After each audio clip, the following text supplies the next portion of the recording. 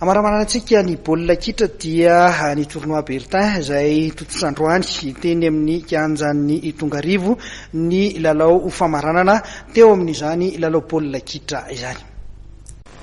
Rehefa nanomboka ny volana Jona lasa teo dia notanterahana androany ny famaranana ny fifaninanana baolina kitra lalaovin'olona 7 tao Tongarivo Atsimindano. Izao etsika izao moa dia mbola tafiditra trany amin'ny tournoi Bertin Atsimindano izay toanan'ny groupe Bertin. Mazava be moa zany fa mbola mitohy foana ny tournoi Bertin izay tsy vita tamin'ny faninanana teo aloha. Tsy hoe sanatria mamorona tournoi zay fa araka ny voalaza tany aloha sy hatramin'izay dia hoe misy tournoi foana isaky ny commune eto Atsimindano.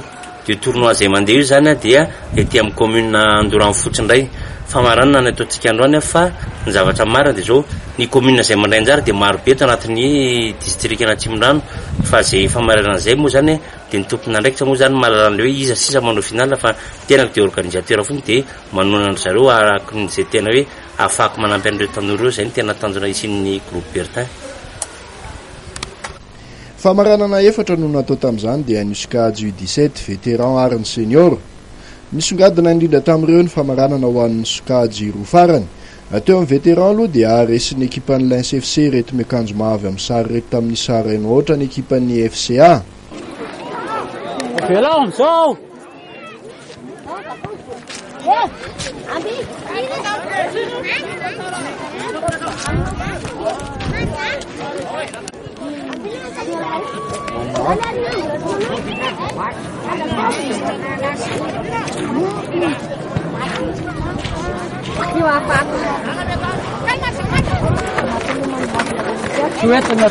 Suetna.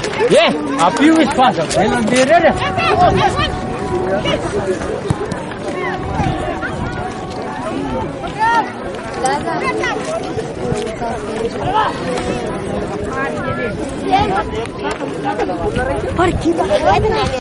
Anarak'izay dia tamin'ny elanelan'iso ihany koa nandavon'ny ekipan'ny Kazik, ny ekipan'ny Lens FC ao an'ny Sokajy senior.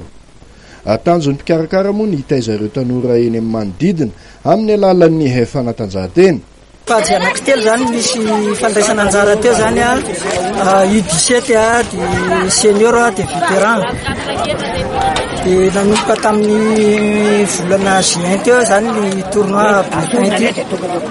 Marina moa izy ity fa zay zany dia ao anatin'ny groupe Bertin zany manetsiketsika ny tanora dia faritra Atsimindano ary misaotra ny sénateur Bertin zany mba manome tanana anay zany mba ahafahanay manetsiketsika ny tournoi ity mba ilan'ny tanora rehetra zany mba tsy donana-poana zany.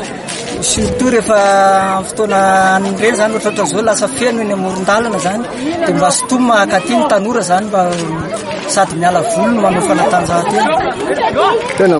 Mariana fa efa andiany fa efatra amin'ny tournoi Bertin tao Tongarivo ity niditra tamin'ny famaranana androany ity.